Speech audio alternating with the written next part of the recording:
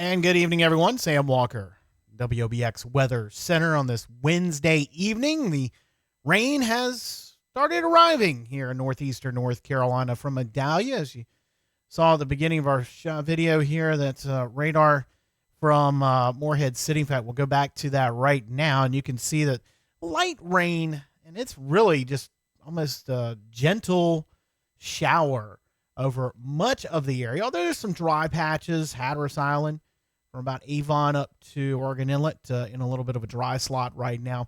The green's really shown up well now on the National Weather Service radar. They have them in their tropical modes at the moment, and that's why we're seeing a lot more activity on there. But a lot of that blue is Virga, just not hitting the ground or even nothing at all. But we are seeing some light rain with some moderate shower activity over in Martin County towards Williamston.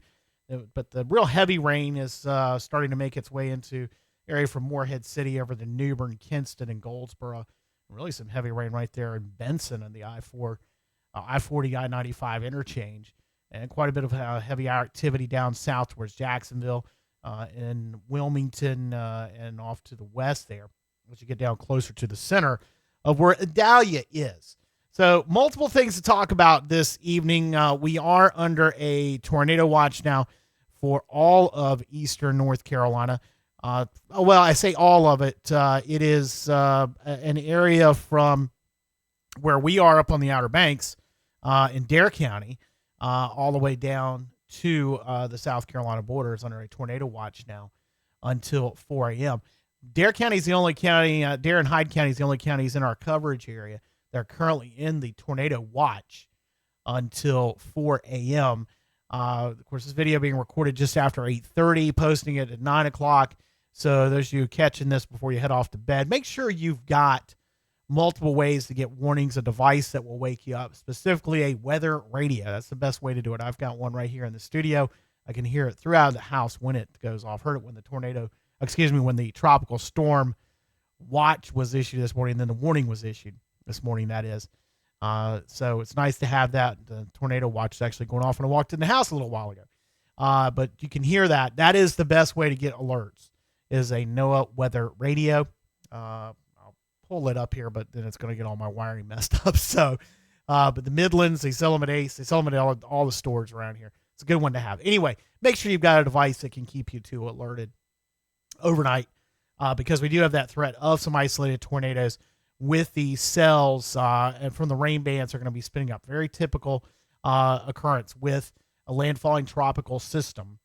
That we get those spin-up tornadoes at times. Of course, we go back to, and we were talking with Beth Midget, our friend down in Hatteras, about Hermine and what it did, and this storm being very similar to Hermine, and that tornado that came ashore in Hatteras. It was a water spout came ashore and did some damage down there to the campground on Eagle Pass Road. So, you just never know when that's going to happen. Really seems like the threat for us on the tornadoes is moderate. Really for Hatteras and Ocracoke and down south, the Dare County mainland, and on down Hyde County and farther south. And it may not be till later tonight, in the overnight hours, when that threat really starts to pop up. All right, let's get to what's been going on today. This is, of course, our most recent radar image now. But what we need to be talking about is what's been going on with Idalia. But I'll get to that in a second. Franklin, real quick, has made its way past Bermuda and is now getting it's up and gone into the Atlantic. It'll be up there by the weekend. We are seeing a little decrease in the wave action, a little sooner than anticipated, from those long period swells from Franklin. If you were out on the beach today earlier, and we can give you some live shots actually right now from out on the beach from the different webcams, give you a kind of an idea what's going on this evening. Although kind of tough to see. Coming off a high tide about an hour ago, less than an hour ago, really. That's a shot from Corolla. Not really able to see the water very well there. You can probably see it better in this next one I'll go to, which is just south of Jeanette's Pier. And you can see the waves there. You can see the rain falling. Looks worse than it really is. There's almost not a breath of wind out there. Just some light rain activity. Maybe we'll get a better idea what the waves look like there just south of Jeanette's Pier at Onetta and Nag's Head when as it's panning to the north. You can see how far out the beach the waves are washing, but they are not nearly as big as they were this time last night. There's a shot from Merlot Beach where you can see a little bit overwash. There's a vehicle here. I'm not sure if that may be actually a TV station that's doing some shots there at Merlot right now, but you can still see some water down on Merlot Beach Road, the old Highway 12 that's now been bypassed by the bypassed by the Jug Handle Bridge. That's not the shot I wanted to give you there from Rodanthe. Let me see if I can get that actually to scroll down and give you a better idea. Yeah, there we go. That's how that should look. And you can see, yeah, we're not really able to see the offshore. These cameras from Surf Checks do a good job of handling the low light, but not a great job. So it's kind of hard to see from the way offshore. But you can see how close those are breaking there at Rodanthe, that little bit of shore break. But it's not nearly what we were seeing even a couple of hours ago in terms of wave activity. And definitely not like it was yesterday at this time or even earlier this morning. There's Avon as it looks right now. And you can see those rollers coming in. We couldn't caught this a little bit different angle when it was looking at the pier. It might have had some better light there. And this is our final shot from Hatteras Village, and really not able to see much there. That's the rain really just kind of messing up the camera angle there. So unfortunately not getting the shots that we had hoped for tonight. And there's downtown Ocracoke right now. Just a view there at the intersection there in Silver Lake Harbor off to the left. A little bit more rain going on down there at the moment. And Ocracoke and Hatteras, Frisco, Buxton going to see a lot more of the rain activity, And we'll get into the briefing of what the National Weather Service is telling us as far as rain. We're looking at quite a bit of rain out of Idalia. Here is the latest now on Idalia. This, of course, is the 8 p.m. advisory centered just across the South Carolina-Georgia border, roughly just west of Hilton Head. It is a tropical storm with max winds now at 65 miles an hour, and it is starting to sprint off to the northeast at 21 miles an hour. On the current track, it's going to take it offshore of Myrtle Beach, probably between now and, say, before sunrise tomorrow, maybe even sooner than that. But moving at 21 miles an hour, it'll get up there pretty fast. So by sunrise, it's going to probably be offshore.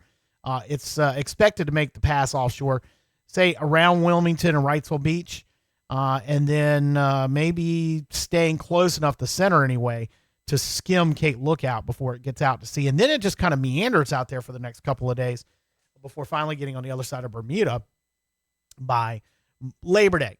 Now, with that being said, we're still going to have a lot of threats to deal with over the next 24 hours, and we're still expecting the surf to be up into the weekend. But I'm going to switch you over now to the briefing from the National Weather Service that we got. First off, Morehead City, this one coming out at 6 p.m. And this just gives you an idea of what they are talking about when it comes to the effects of Tropical Storm Idalia. We're looking at a flooding rain threat, tornadoes. Again, we have a tornado watch until 4 a.m. for portions of the area. We'll show you some of that in a moment. Storm surge, that is the other big concern out of this. And also the wind. The winds are limited impacts, but we do have a moderate impact from storm surge. And the graphics are pretty telling there. But we'll scroll on down to it. First off, the inland flooding. This is from the flooding rains. Hatteras Island and really the northern beaches now, Roanoke Island, are at a potential for major flooding from rain. And then back down along the Dare County mainland and the Hyde County areas along the Sound. A little less threat as you move to the north. Anywhere from 4 to 6 inches, maybe even some areas that might see 8 to 10 inches here locally, around 6 to 8 from Ocracoke and Frisco and Hatteras Village, but 8 to 10 from Rodanthe over to Englehart and Swan Quarters. A pretty significant amount of rainfall, even though it's, the sand can handle a lot of this rain. That would cause some travel issues on all of our roads, not just Highway 12. Potential tornado impacts, again, the tornado watch that's in effect. Really, that seems to be more down south than it is the farther north you go, but we can't rule it out from happening. All right, the storm surge, that's one of the big things we're talking about. The biggest impacts on storm surge look like to be Once the center gets offshore tonight and tomorrow, and we start seeing that northeasterly wind out of Idalia, that's expected to push the Pamlico Sound water up into the creeks and the Neuse River and the Pamlico River and cause flooding issues for our friends in Belhaven, Bath, Washington, and then on down east, places like Bayboro and Oriental and New Bern even, and down into the down east parts of Carteret County. Along the ocean side, and we don't want to leave out Swan Quarter and the Hyde County areas, Englehart, and on up to Stumpy Point, could see 1 to 3 feet. That's pretty easy to handle. 2 to 3 feet on the ocean front, east-facing beaches from Buxton up to Corolla. 1 to 3 feet for the south-facing beaches, Ocracoke, Hatteras, Village, and Frisco. On the sound side, maybe 1 to 3 feet. 3 feet of water is pretty significant for sound side. But that is a less likely to happen. It's being left in there because we may see the northeast winds ramp up, not so much directly from Idalia, but what's pushing Idalia offshore, and that is that high pressure system that's going to be off to the north. That's going to increase our winds after Idalia passes offshore tomorrow, and we could see a pretty significant northeast blow that sets up into Friday before it subsides on Saturday.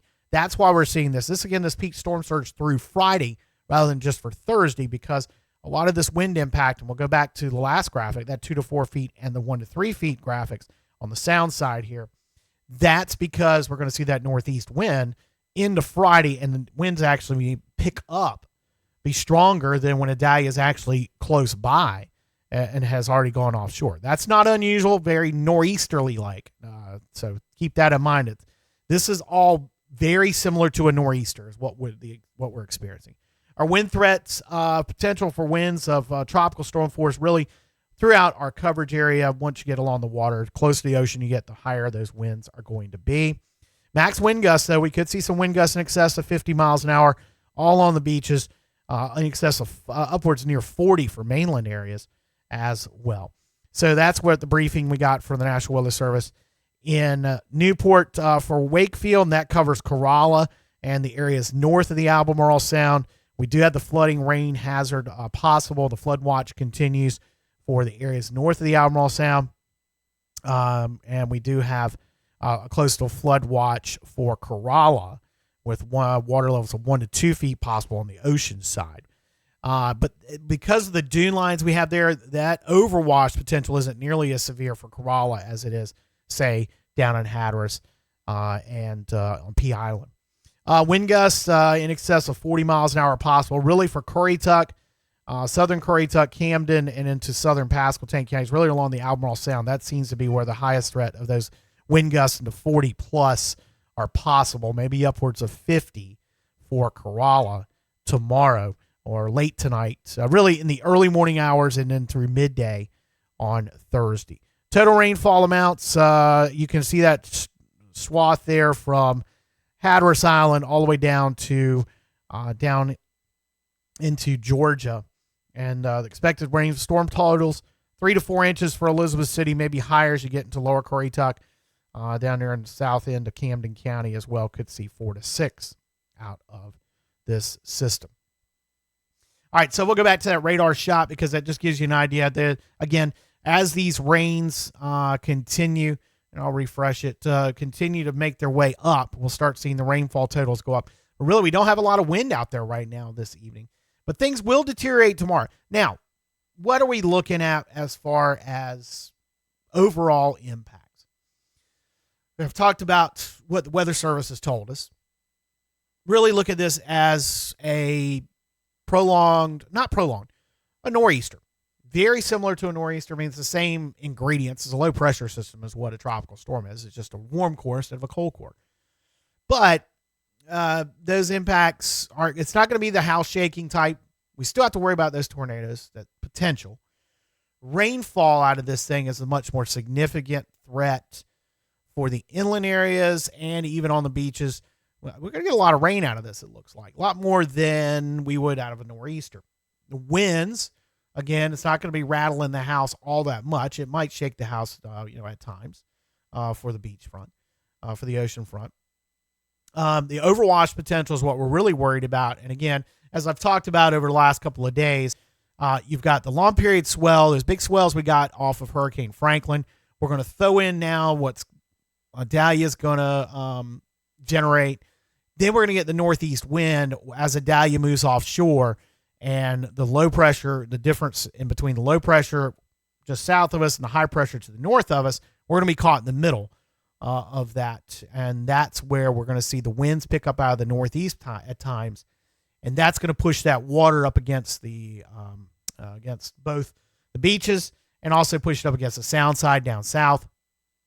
So that storm surge threat that we talked about of 1 to 3 feet on the, and 2 to 3 feet on the ocean front, 1 to 3 feet on the sound side, south of Buxton for the sound side, but really all the beaches could see 1 to 3 feet. So at high tide, and high tide tomorrow is around 9 a.m., 9 o'clock tomorrow night. That's the high tide we're probably most concerned about, it looks like, from watching the briefing from Eric Hayden at the National Weather Service in Newport.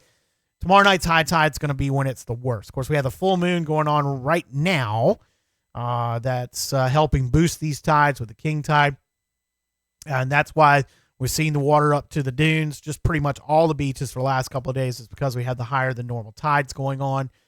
That, of course, is going to cause those travel problems. The 4x4 area north of Kerala, it's tough sledding up there when the tide's up like this, especially at high tide. So 9 o'clock in the morning, 9 o'clock tomorrow night, we're between 8 and 9 roughly in the morning and the evening. That's going to make things tough up there. We could see some more overwash, minor overwash on Pea Island, especially at the Pea Island Visitor Center. Of course, that stretch of beach in Rodanthe, about a 2-mile stretch from Merlot down past the pier where those houses are threatened. We've not had any reports from down there of any problems yet with those houses that, are in danger. But we haven't had any problems reported there. But we have had reports of the water coming over the dunes and going down the streets at multiple spots in Rodanthe yesterday, not so much today.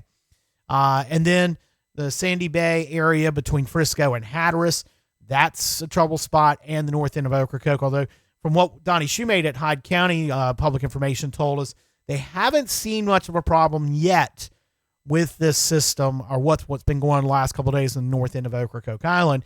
DOT's done quite a bit of work out there. I wish I could show you.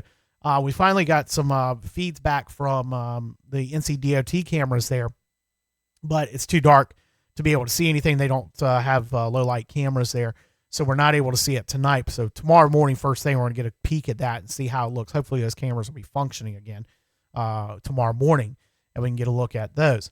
So that's going to cause some travel headaches. If you go to our story right now at WOBX.com, we've got all the updates as far as the school closings, government closings. The ferries are not going to be running tomorrow, essentially. They're going to have one run from Ocracoke tomorrow, or from Hatteras, Ocracoke in the morning, the early morning run, then they're going to shut it down. They're pretty much not expecting to run tomorrow. So Ocracoke, it's going to be, if you're on Ocracoke now, you're staying. If you got to get to Ocracoke, you're not getting there. Ferries are not going to be running tomorrow. Most of the ferries, in fact, they're going to take a look and see what Currituck Knott's Island's going to do first thing in the morning, whether they can run. Of course, school is out tomorrow for everybody. Dare, Currituck, and Terrell counties not having in-person classes. Terrell's going online only. Dare's going online only. Currituck's just going to be off tomorrow for the students. So the Currituck ferry really not having to run tomorrow to get the kids back and forth from Knott's Island. So what's some other things we can run through?